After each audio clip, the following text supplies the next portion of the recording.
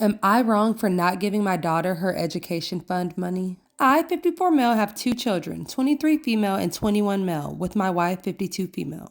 When the kids were young, my parents set up an education fund for both of them, which was very generous of them. My wife and I always expected our kids to attend college and then graduate school, as both of us have done as well. I have a PhD and my wife has a master's. Because of this, we decided not to use the funds for our kids' undergraduate degrees and did not tell them about the money.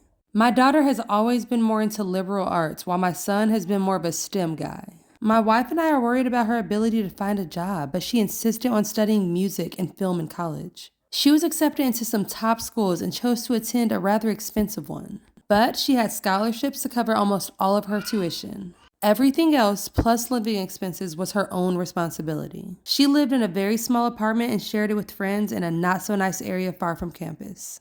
But she was fine and learned how to budget effectively.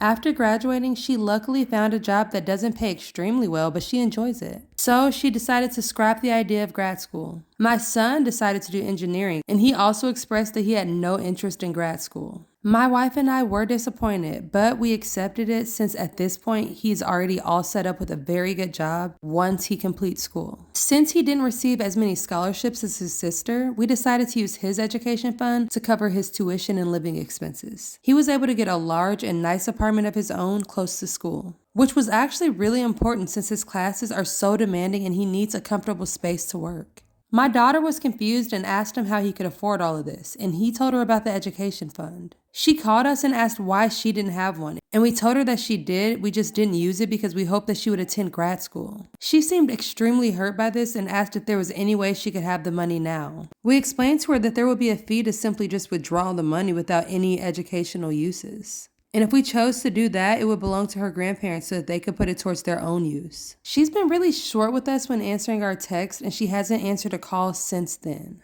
I know that it seems really unfair to her, but it's not her money in the first place, and she's no longer in college.